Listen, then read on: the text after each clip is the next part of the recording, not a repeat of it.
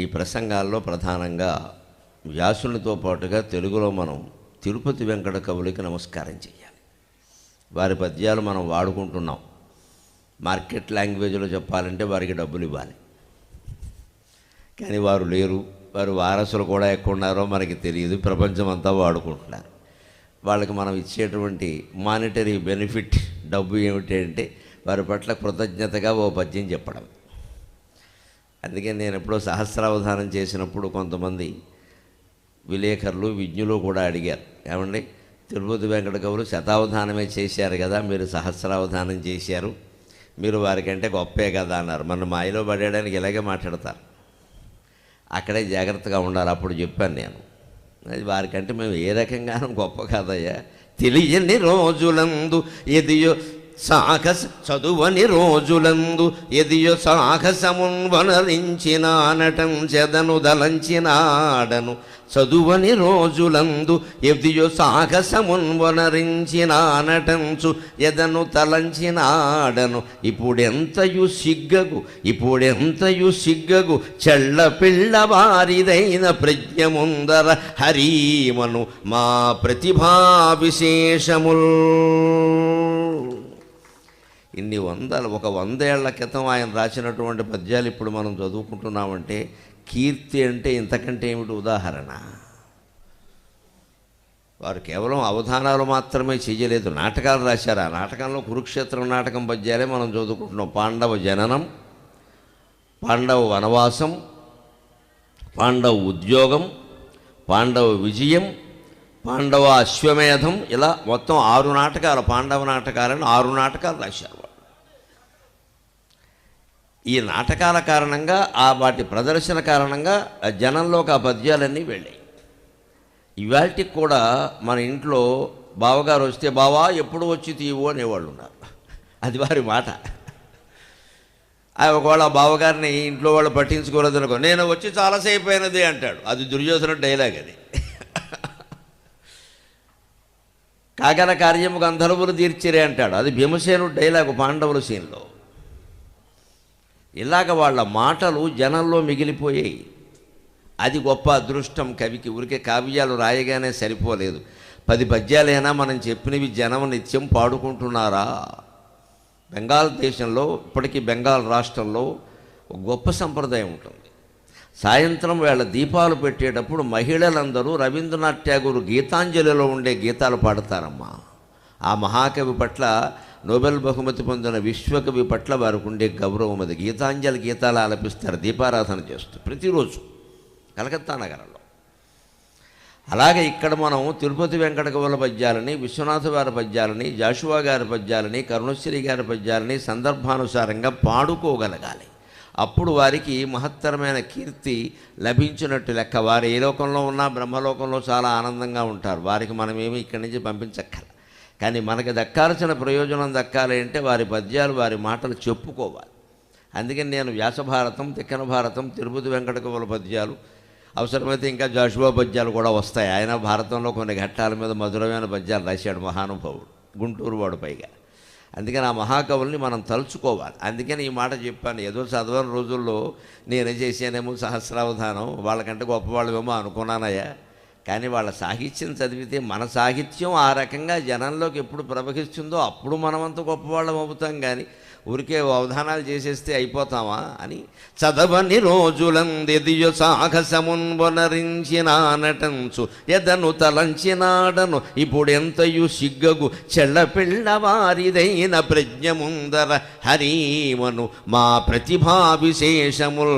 వదలవు నేటికిన్ తెలుగువారిని తత్పదబంధ గంధముల్. వాళ్ళ పాదాలకి రాసుకున్న సుగంధం అని ఒక అర్థం, ఆ పదబంధాల్లో ఉండే సుగంధం అని ఇంకొక అర్థం. ఆ పదబంధాలు నేటికీ తెలుగువారిని విడిచిపెట్టడం లేదు. అది ఒక కవికి, ఒక అవధానికి, ఒక వక్తకి పట్టేటువంటి అదృష్టం. ఆ అదృష్టం మనకి పట్టాలంటే వారికి నమస్కారం చేసుకుని మనం ప్రారంభం చేయాలి. అందుకని వారికి సభక్తికంగా నమస్కారం చేస్తూ ఇప్పుడు మనం రంగప్రవేశం చేస్తున్నాం. 12 రోజుల వరకు యుద్ధంలో భగవంతుడి పాత్ర నిన్న చెప్పుకున్నాం. ఇప్పుడు ఏ పాత్ర లేని రోజు గురించి చెప్పుకుంటాం 13వ రోజు, కానీ దాన్ని చెప్పుకోవాలి. భగవంతుడు పాత్ర లేదు ఇందులో, ఆయన పట్టించుకోలేదు, కల్పించుకోలేదు. పోనీ కల్పించుకోకుండా ఉండడానికి ఆయనకి ఏమైనా పరాయివాడా అంటే లేదు. చెల్లెలి కొడుకు, సొంత చెల్లెలి కొడుకు సాహసించి యుద్ధానికి ఎడుతున్నాడు.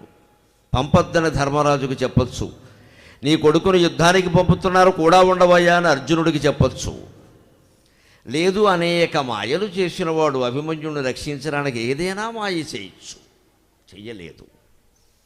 కరడుగట్టిన హృదయంతో ఉన్నాడు. ద్రోణాచార్యుని యొక్క ఆధిపత్యంలో 3వ రోజు యుద్ధం అది. 11, 12 రోజులు జరిగాయి. అప్పటికి 2 రోజులు ఆధిపత్యం. చెప్పాను కదా, ద్రోణాచార్యుడికి సత్వరజోగుణాలు 2 ఉన్నప్పటికీ రజోగుణం ప్రధానంగా ఉంటుంది.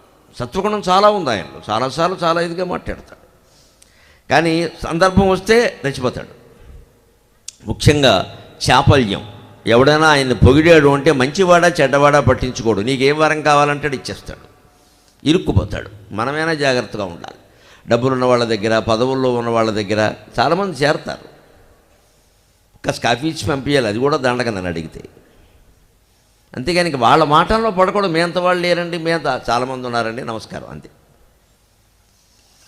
పడిపోతాడు ద్రోణాచార్యుడు. అందుకని దుర్యోధనుడు కనిపించి భీష్ముడు 10 రోజులు యుద్ధం చేశాడు, దండగా నేను నడిపాక, దండగా ఎంత లోకుగా మాట్లాడాడు. పైగా ఈ భీష్ముడు చేయకుండా ఉంటే కర్ణుడు వచ్చేవాడు యుద్ధానికి, నాకు ప్రయోజనం జరిగేది, 3 దెబ్బల్లో అటు ఇటు తేల్చేసేవాడు. ఈయన చావడం, వాళ్ళని చంపడం అని భీష్ముడిని తిట్టాడు. అంత స్వార్థపరుడు దుర్యోధనుడు. పెద్దల పట్ల ఏ రకం గౌరవం లేనివాడు. వాడు తండ్రి పట్లే లేదు, మిగిలిన వాళ్ళ పట్ల ఎందుకు ఉంటుంది? సాక్షి వ్యాసాల్లో పానుగంటి లక్ష్మీనరసింహారావు గారు అంటాడు, తండ్రిని తనైన ధనయుడు మామగారికి మంగళహారతి ఇచ్చునా అంటాడు. వాడిని ముందేదంతాడు.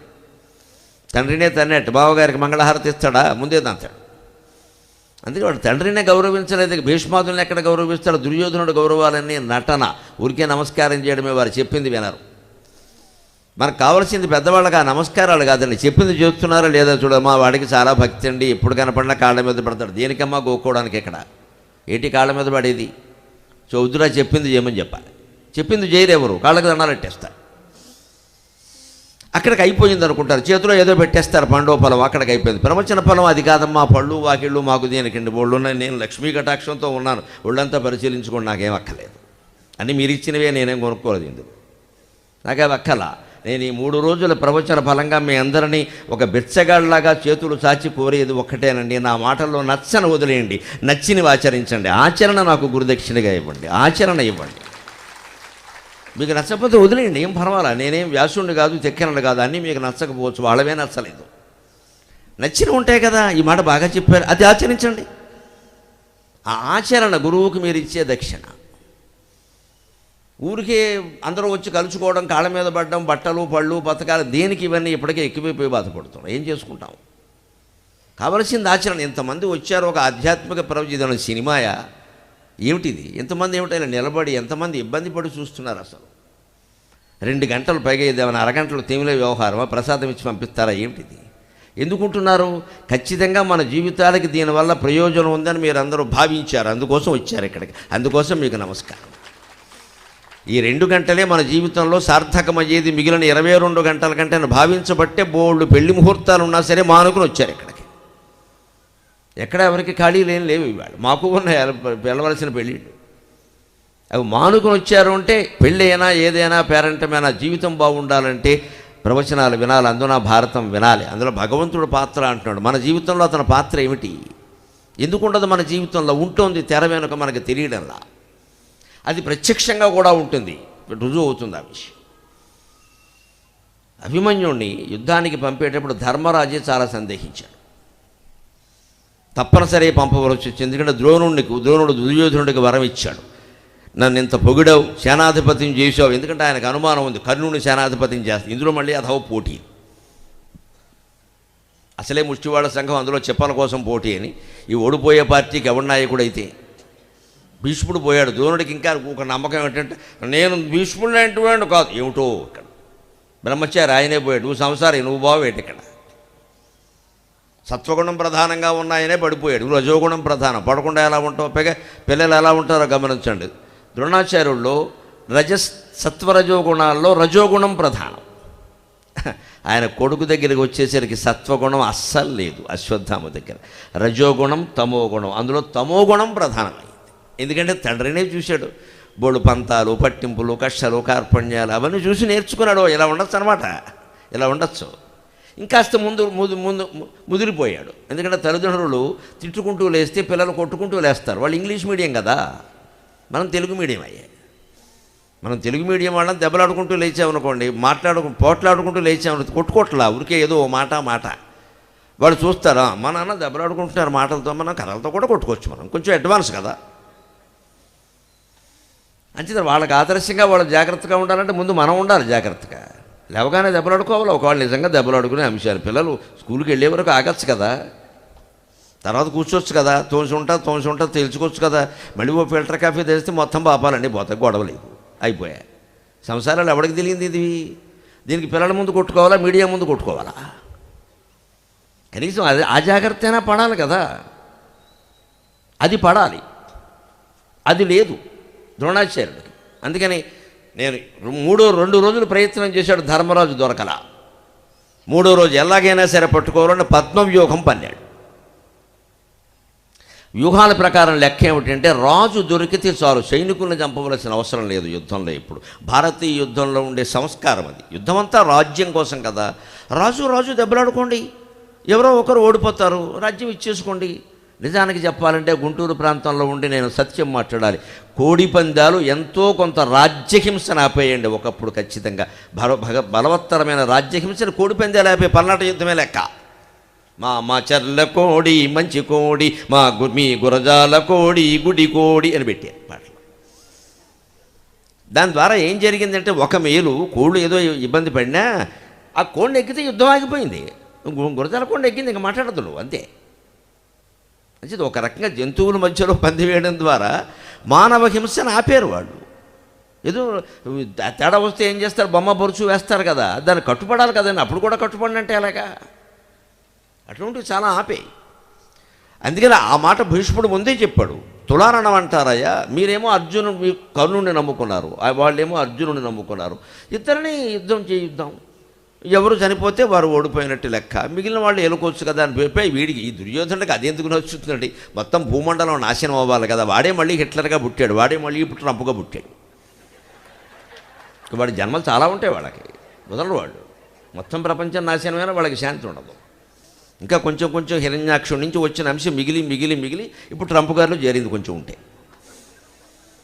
ఈ మొండి మేళం అంతా అందుకే పుడతారు వాడికి వాళ్ళ నాశనం ముఖ్యం కాదు, నువ్వు నాశనం కావడం ముఖ్యం. నేను అయితే అవుతాను లేతలేదు, ఇంక దాన్ని ఎవడు బాగు చేయలేడు. ఇక్కడ ఇప్పుడు నీ బాగు కోసం ఏదైనా చేసావంటే అర్థం ఉంది. నేను బాగుపడను, వాడు చావాలి, అదేం పంతం. నువ్వు బాగుపడవు, వాడు నాశనం కావాలి, అవడవు, నువ్వే అవుతావు ఖచ్చితంగా. ఎందుకంటే భగవత్ కటాక్షానికి పాత్రుడైన వాడిని ఎవ్వరు ఏమీ చేయలేరు. భూమండలం మొత్తం వాడి వెనకాల ఉంటుంది, అనుమానం ఏం లేదు. ఇక్కడ చక్రం వాడి వెనకాల ఉంది, భగవంతుడు రక్షిస్తాడు. సత్యం ఉంది, ధర్మం ఉంది, భగవంతుడు ఉన్నాడు. మన ఎవడని చేస్తాడండి, అవి లేనివాడే రెచ్చిపోతాడు ఇలాగా.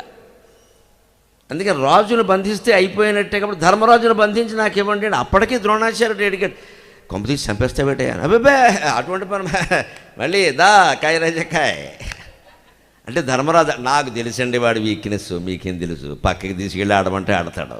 ఈసారి శాశ్వతంగా పందెం పెడతాం, 12 ఏళ్ళు కాదు, మొత్తం వదిలిపోవలసిందే. ఏమో ఆయన అన్నట్టు జరిగేదేమో కూడా. అందుకని రాజును బంధించారు కాబట్టి పద్మవ్యూహం పన్నాడు. ఏమిటి పద్మవ్యూహం? ఊరికే పద్మవ్యూహం. తామర పువ్వులో రేకులు ఎలా ఉంటాయో అలాగే సైనికులు నిలబడతారు. అంటే ఒక సైనికుడు ఇలా నిలబడితే ఇతను 2 కాళ్ళ మధ్యలో ఒక్కాలు పెట్టి, పక్కవాడి 2 కాళ్ళ మధ్యలో ఒక్క కాలు పెట్టి ఇంకో సైనికుడు నిలబడతాడు. ఎట్టి పరిస్థితుల్లో లోపలికి వెళ్ళడానికి అవకాశం ఉండదు. తామర పువ్వు రేకులు అలాగే ఉంటాయి, సరిగ్గా ఇలా జోడించినట్టుగా ఉంటుంది. మళ్ళీ ఇంకోటి దానికి జోడిస్తుంది. రేకు మీద రేకు అందుకే దాన్ని శతపత్రం అంటారు. శత అంటే 100 కాదు, అనేక రేకులు ఉంటాయి, నువ్వు పట్టుకోలేవు. అది పద్మవ్యూహం. వ్యూహాల్లోకి వెళ్ళా కొంచెం చాలా ఇబ్బంది అయిన పర్వత వ్యూహం, సూచీ వ్యూహం, రకరకాల వ్యూహాలన్నీ ఉన్నాయి. గరుడ వ్యూహం అన్ని రకరకాలు ఉన్నాయి. ఇందులో పద్మవ్యూహం, దీన్ని ఛేదించడం కష్టం. ఆ ఛేదించేటువంటి రహస్యం 3-4కి మించి తెలియదు. కృష్ణుడు, అర్జునుడు, అభిమన్యుడు, ప్రద్యుమ్నుడు ఉన్నాడు కృష్ణుడు కొడుకు, అతనికి కూడా తెలుసు. అతను యుద్ధానికి రాలేదు. అంటే ఈ రంగంలో యుద్ధం తెలిసిన వాళ్ళు, పద్మవ్యూహం తెలిసిన వాళ్ళు 3 ఉన్నారు, కృష్ణుడు, అర్జునుడు, అభిమన్యుడు. ద్రోణాచార్యులకు ఎలాగో తెలుసు, ఆయన పన్నాడు కదా. అంచేత కృష్ణార్జునులు వేరుగా ఉండాలి, అప్పుడు నేను ధర్మజుడిని బంధిస్తాను అన్నాడు. ఎందుకంటే ద్రోణుడికి కూడా స్పష్టంగా తెలిసిన విషయం ఏంటి, అర్జునుడు అక్కడ ఉంటే నా వల్ల కాదు, నేనే ఓడిపోతాను. ఒప్పేసుకున్నాడు ఆ విషయం, నేనే ఓడిపోతాను, వాడు నేను ఎవరినైనా గెలుస్తాను కానీ అర్జునుడిని గెలవలేను, నాకు ఇష్టం లేక కాదు, నిజంగానే గెలవలేను, నేనంత సమర్థుడిని కాదు అని చెప్పేశాడు ఆయన. గెలవలేను. భీష్ముడేమో నేను వాడు జోలికి వెళ్ళాను అన్నాడు, గెలవలేను అన్నాడు. ద్రోణాచార్యుడు నేను గెలవలేను, నేను చెప్పేస్తున్నాడు కదా, నీకు ఇష్టమైనా నేను వాడిని చంపలేను, నా వల్ల కాదు అది. అంచేది మీరు కృష్ణార్జునుడిని విడిగా తీసుకెళ్ళండి, అప్పుడు నేను ఏదో వ్యూహం పని ధర్మరాజును బంధిస్తాను. 12వ రోజు రాత్రి దుర్యోధనుడికి చెబితే దుర్యోధనుడు పన్నిన వ్యూహం ఏమిటంటే, మీరు వ్యూహం మీరు పనడం నేను చూసుకుంటా అని ఈ సంక్షప్తకుల్ని పిలిచాడు. వీళ్ళు 25,000 మంది ఉన్నారు, వీళ్ళు అనవసరపు మేళ మీద అనవసరంగా యుద్ధానికి వచ్చారు. అందులో ఈ నారాయణ గోపాలు కూడా ఉన్నారు. వీడు అస్తమానం అర్జునుడి ముందుకెళ్ళడం, దాన్ని తొడగొట్టడం. ఆయన గారికి పనికి మాలిన నియమం ఏమిటంటే, ఎవరన్నా తొడగొడితే వీడు మెడగొడతాడు. వీళ్ళు ఇక్కడ నీ తోడ నాకెందుకు రాని పోయే రకం కాదు ఇది. అందుకని సరిగ్గా 13వ రోజు పొద్దున శనిగాళ్ళలాగా ఈ సంక్షిప్తకులు తయారై అర్జునుడిని పిలిచారు. అప్పుడైనా కృష్ణ పరమాత్మ వద్దు, ఈ పూట నా మాట విను, వెళ్ళొద్దు అనొచ్చు. ఏమీ లేదు అర్జున, నీ ఇష్టం అన్నాడు. భగవంతుడి కరుణ రకరకాలుగా ఉంటుంది. భగవంతుని లీలలు అనేక పాత్రములు అంటారు. భగవల్లీలకు అనంత హేతువులు, భగవంతుని లీలకు అనంత హేతువులు. ఆయన పైకి చెప్పడు, జరగవలసింది ఏదో జరుగుతుందంటే. బాబా సంక్షిప్తకులు పిలుస్తున్నారు, ఇది 13వ రోజు యుద్ధం, ద్రోణాచార్యుడు ఏదో ప్రత్యేక వ్యూహం పన్నుతాడు అంటున్నారు, ఏం చేద్దామంటే నీ ఇష్టం అన్నాడు ఆయన. ఆయన ఇష్టం సాధారణంగా క్షత్రియుడు పౌరుషం కాబట్టి వాళ్ళు పిలుస్తుంటే నేను కాదని ఎలా అంటాను, బయలుదేరాడు. కురుక్షేత్ర యుద్ధం మనం గమనించాలి, అది ఇప్పటికీ అసెంబ్లీ నియోజకవర్గం, అది హర్యానాలో అసెంబ్లీ నియోజకవర్గం. అక్కడ 2 లక్షల ఓటర్లు ఉన్నారు, చాలా పెద్దది, 500 ఎకరాల భూమిని రాశారు అక్కడ. అందులో అక్కడ ఒకడు ఉంటాడు, ఇక్కడ ఒకడు ఉంటాడు, ఎవరికి తెలిసే అవకాశం లేదు. అటువంటి స్థితిలో ఆయన పద్మవ్యూహం పన్నాడు. ఇది వ్యూహం, రేకులో రేకు ఉన్నట్టుగా, ఆకులో ఆకు ఉన్నట్టుగా సైనికుల కాళ్ళల్లో కాళ్ళు ఉంటాయి. ఇందులోనే అశ్వబలం, గజబలం, రథబలం, పదాతి బలం అన్నీ ఉంటాయి. దీన్ని దాటుకుని ముందుకు వెళ్ళడానికి ప్రతిదానికి ఒక మార్గం ఉండి, 100 దరిద్రాలకు అనంతకోటి ఉపాయాలు ఉన్నాయి, దాని మార్గం ఉంటుంది.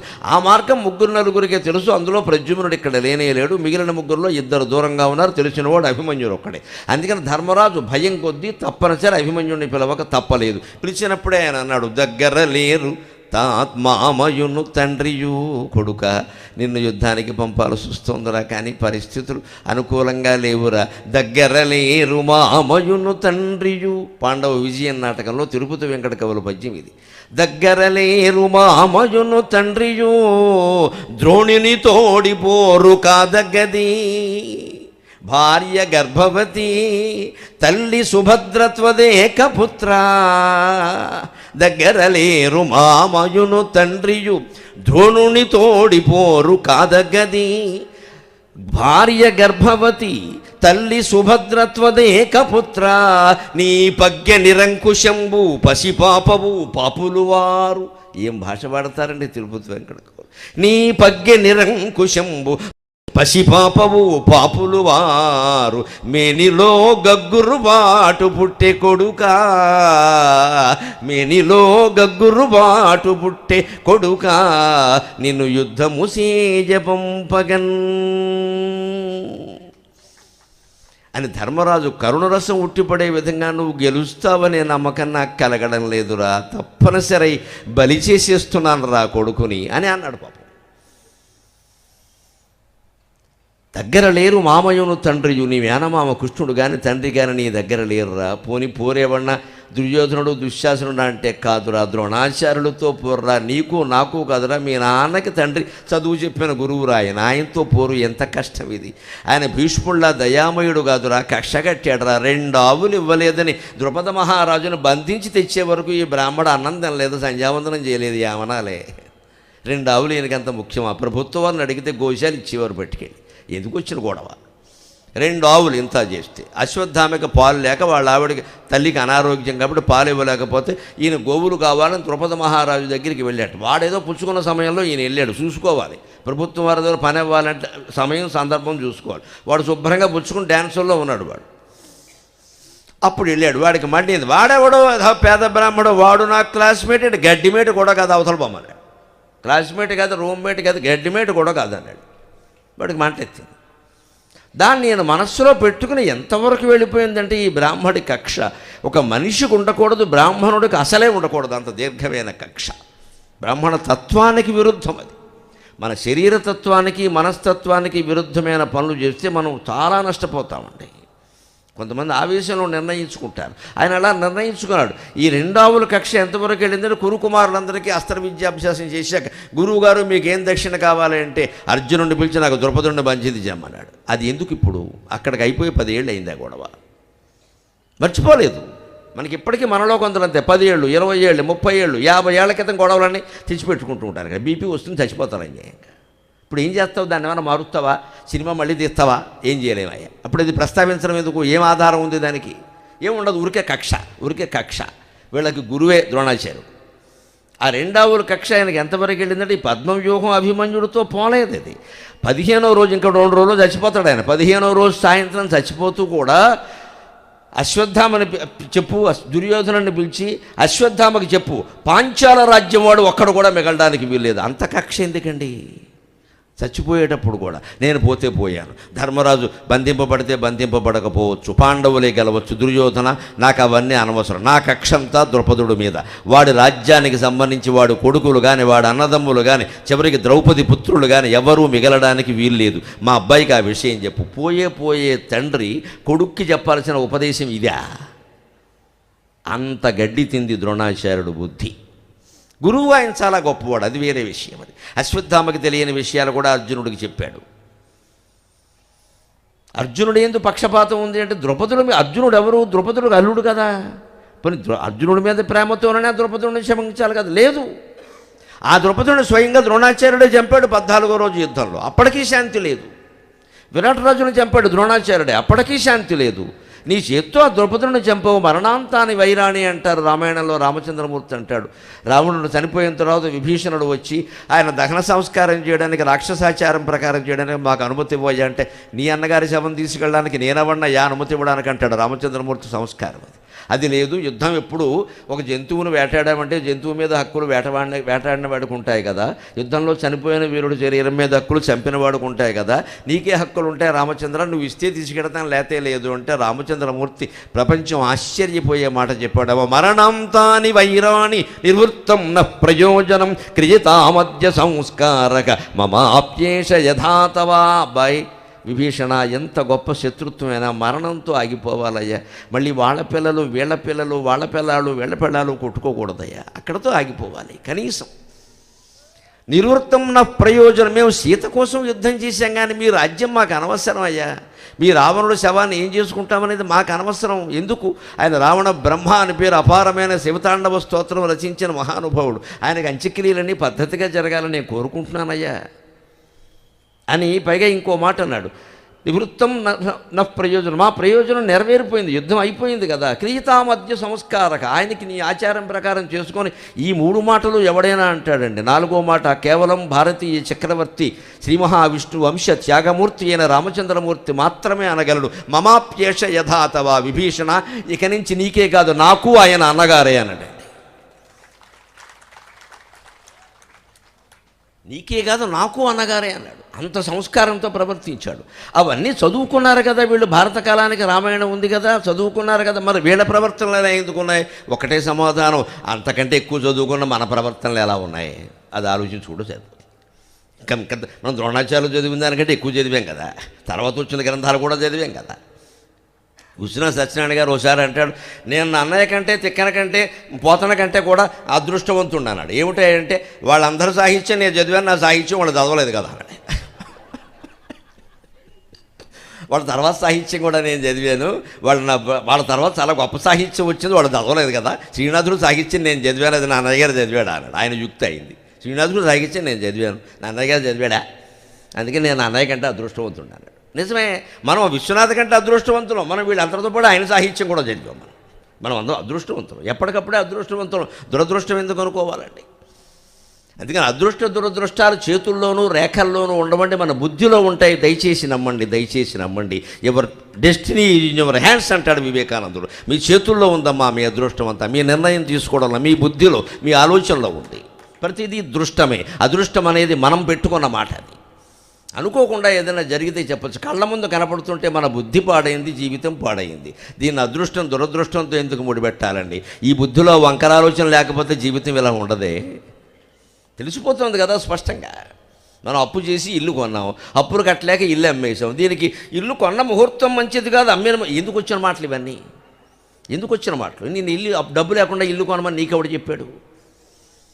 లేకపోతే ఎవడైనా ఒకవాడు చెప్పుంటే ఏ మేనమావ ఎప్పుడు ఇటువంటి సలహాలే ఇస్తాడు. నువ్వు మేనమావని అంటావు, నీ బుద్ధి ఏమైంది? నువ్వు డబ్బు లేకుండా ఇల్లు కొన్నావా, మళ్ళీ తర్వాత అప్పులు పడలేక అమ్మేసావా? అందుకని అమ్మినందుకోసారి కొన్నందుకోసారి ఏడుస్తూ కూర్చున్నావు ఇప్పుడు. కానీ నీ బుద్ధే కదా, ఇందులో ముహూర్తాలు ఏమున్నాయండి అనవసరంగా అనుకోవడం. కానీ అందుకని ధర్మరాజు యొక్క ఆవేదన ఇది. మనం పట్టించుకుని ఆలోచిస్తే ఆ పరిస్థితులు అలా వచ్చేస్తే ఎవరు లేరు. ద్రోణుడితో పోరు బేగ కక్షలు కార్పణ్యాల మూర్తిభవించిన మనిషి.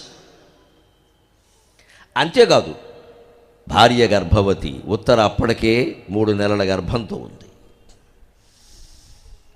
ఈయనకి ఏదైనా జరిగితే ఆవిడ పరిస్థితి ఏమిటి?